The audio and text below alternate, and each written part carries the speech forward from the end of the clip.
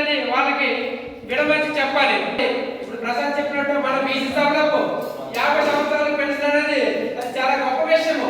ఎందుకంటే 60 సంవత్సరాలు మనిషి యొక్క జీవితకాలం 70 సంవత్సరాలు 60 సంవత్సరాలు మించి ఉండట్లేదు. కాబట్టి కళ్యాణ్ గారు ఎంతో దూరదృష్టి 4 సంవత్సరాలకే పెన్షన్ అనే విధానాన్ని చంద్రబాబు నాయుడు గారు ఈ ఇద్దరితో కూర్చొని ఆలోచించి అది బీసీ సదస్సులకు వివరించారు. 50 సంవత్సరాలు పెన్షన్ అంటే అది చాలా గొప్ప విషయము. ఎందుకంటే మనిషి ప్రతి ఒక్కరు కూడా ఇప్పటికీ 60 సంవత్సరాలు అయినా సరే పెన్షన్ కావాలని గ్రామ సచివాలయాల చుట్టూ కూడా తిరుగుతున్నారు. వాళ్ళకి పెన్షన్ రావట్లేదు. వాళ్ళందరూ కూడా మనమందరం అమృతం పోసినట్టు అవుతుంది. ఖచ్చితంగా ఇలాంటివి ఖచ్చితంగా మనం తీసుకెళ్ళాలి. తర్వాత గ్రామాల్లో ప్రతి ఒక్కరు కూడా మనం పరిశీలించుకున్న గ్రామాలు ఉన్నాయి. ఇప్పుడు తమ్ముడు చెప్పినట్టు బాణపురం మనం విజిట్ చేయలేదని చెప్పారు. ఖచ్చితంగా మేము వస్తాము. మీరు ఇక్కడ ఇన్ఛార్జి కావచ్చు, లేకపోతే మీకు తెలిసిన సీనియర్ నాయకులు కావచ్చు, ఎవరికైనా చెప్తే మీరు మా గ్రామానికి ఎందుకు రావట్లేదు ఖచ్చితంగా అడగండి. ప్రతి జనసైనికుడి యొక్క హక్కుని మా పవన్ కళ్యాణ్ గారు చెప్పిన సిద్ధాంతాలు మీరు మా గ్రామాలు ఎందుకు జరగలేదని అడగండి. మీరు ఒక అవకాశం ఇచ్చి మరేం లేదు, ఏవైతే గ్రామాలు ఉన్నాయో ఖచ్చితంగా ఒప్పుకోవాలి. 37 పంచాయతీలు 110 పైగా మనకి గ్రామాలు ఉన్నాయి. 37 పంచాయతీలకు 110 గ్రామాలు కూడా మనము ప్రతి గ్రామం టచ్ చేయాలి. ఇంకా దౌర్భాగ్యమైన మనం వెళ్ళాలి. చాలా బాధాకరము. ఎందుకంటే నిజాన్ని ఒప్పుకోవాలి. ఎందుకంటే పూర్వ నాయకుడు తమ్ముడు ఖచ్చితంగా అడిగాడు కాబట్టి ఇక్కడ ఆ గ్రామాన్ని మనము విజిట్ అనేది గ్రామ స్థాయిలో ఉన్న నాయకులు, మండలంలో పనిచేసే నాయకులు రామని ఖచ్చితంగా ఒప్పుకోవాల్సి తీరాల్సిందే. ఎందుకంటే మన 37 పంచాయతీలో ఎక్కడే గ్రామం ఉందో మనకే తెలియాలి. ఎందుకంటే మనం ఇన్ఛార్జి కావాలన్నా, జిల్లా ప్రెసిడెంట్ కావాలన్నా, కళ్యాణ్ గారికి కావాలన్నా ఆ గ్రామ స్థాయిలో గ్రామంలో నాయకులని చెప్పుకునే వాడికి ఆ గ్రామంలో కొట్టుండాలి. ఏ గ్రామం ఎక్కడ ఉంది కళ్ళు మూసుకొని చెప్పాలి. ఈ రోజు వరకు మనం బూత్ కమిటీలో మనమే చేసుకోవాలి. ఎందుకంటే ప్రతి పోలింగ్ స్టేషన్ లో కూడా మనం కనీసం 2 చొప్పున మనం ఏర్పాటు చేసుకుంటే వాళ్ళే మనకి పోల్ మేనేజ్మెంట్ చేస్తారు. పోలింగ్ స్టేషన్ లో ఎవరైతే దమ్ము ఉంటుందో, ధైర్యం ఉంటుందో బల్ల గుద్ది, ఎందుకంటే ఒడిశా నుంచి తప్పుడు ధ్రువపత్రాలతోనే పక్క రాష్ట్రాల నుంచి వచ్చే వాళ్ళంతా ఖచ్చితంగా మనం వాళ్ళని గుర్తించాలి. ఎందుకంటే వైఎస్ఆర్సీపీ ఈ రోజు చేస్తుందని కూడా ఓట్లు, తప్పుడు ఓట్లు, దొంగ ఓట్లు ఖచ్చితంగా మనం ఈ పోలీస్ స్టేషన్ లో ఎవరైతే కూర్చుంటారో ఇద్దరు వ్యక్తులు మనం నియమించుకుంటాం.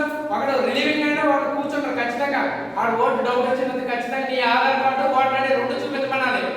వాడికి మనం అడగాలి. ఎందుకంటే అవతల దౌర్జన్యం రౌడీలు చేయడానికి సిద్ధంగా ఉన్నారు. మనం వాళ్ళని తిప్పుకోవడానికి సంసిద్ధంగా ఉండాలి ఖచ్చితంగా. ఎందుకంటే ప్రతి ఒక్కరు కూడా ముసుగేసుకుని వస్తారు, మాస్క్ పెట్టుకుని వస్తారు. పోలింగ్ స్టేషన్ లో మనము తర్వాత మా ముస్లమ్మ, మా తాత నేను ఓటు వేస్తానంటే ఒప్పుకోకూడదు. ఖచ్చితంగా పోలింగ్ ఆఫీసర్ ఉంటాడు పిఓ, ఆయనతోనే వేయించాలి. మీకు ఏదైనా మా అమ్మమ్మ, మా నాన్నమ్మ, మా తాత, మా అమ్మ, మా తమ్ముడు అయితే కుదరదు. ఖచ్చితంగా నువ్వు వచ్చావా, నీ మనసా, నువ్వు అక్కడ ఉండు, ఏదో పోలింగ్ ఆఫీస్కు తీసుకెళ్ళి అక్కడ వేయిస్తాడు. అది మన పోలింగ్ మేనేజ్మెంట్. బయట తిరిగిన వాళ్ళు ఓటు అనేది పోలింగ్ స్టేషన్లో తేవాలి. లోపల కూర్చున్న పని ఓటు అనేది సక్రమంగా పోలింగ్ జరుగుతుందా లేదో చెప్పాలి. ఏమైనా అభ్యంతరం ఉంటే ఖచ్చితంగా బయటకు రావాలి. నాయకుడి రక్షణము పోల్ మేనేజ్మెంట్. ప్రతి ఒక్కరు కూడా పోల్ మేనేజ్మెంట్ తెలుసుకున్నవాడే మనం రాజకీయాలతో నిలదొక్కుంటాం. ఎందుకంటే రేపటి రోజున ఈ రోజు 2024 ఎలక్షన్ ఖచ్చితంగా జనసేన ప్రభుత్వం ఏర్పడుతుంది తీరుతాం. కళ్యాణ్ గారు కూడా ఎంతో మనకి 3 సంవత్సరాల క్రితమే పార్టీ ఆవిర్భావ దినోత్సవం నాడు కళ్యాణ్ గారు వైసీపీ వ్యతిరేక ఓటు చేయాలని అన్నాడు. ఏదైతే ఏ సంకల్పంతో అన్నాడు అదే ముఖ్య సంకల్పంతో ఈ రోజు కేంద్ర ప్రభుత్వాన్ని కూడా ఎన్డీఏలో భాగస్వామ్యం ఉన్నాము.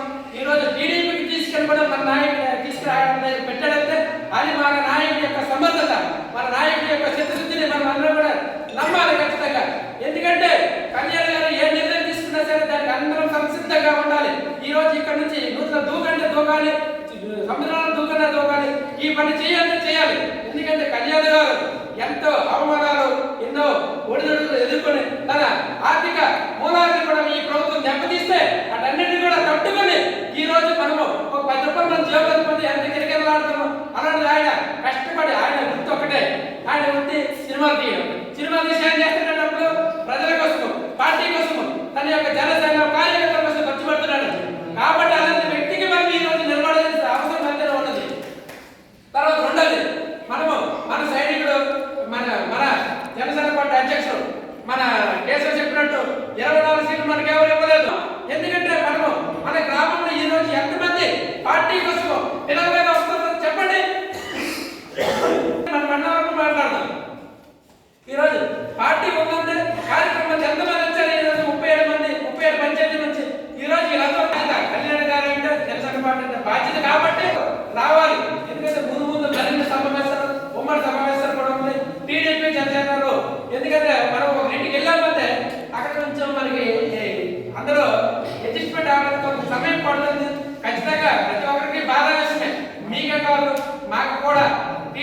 తీసుకొని కొత్తంటే కొంచెం ఆలోచించము.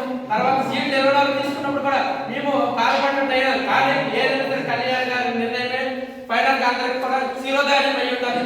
నేనైతే చెప్తున్నా 24 స్థానాలు అక్కడ వాళ్ళు గెలవాలంటే ఇక్కడ మనకి సీట్ ఎవరికి ఇచ్చినా సరే మనం గెలిపించాలి. రేపు పొద్దున బాధపడిన జనసేనకు వస్తే మరి వాళ్ళు కూడా అలాగే అంటారు. ఖచ్చితంగా మన వాళ్ళకి మనకి మ్యూచువల్ గా ముందుకెళ్ళాలి. జనసేన టీడీపీ ఐక్యతనే మనము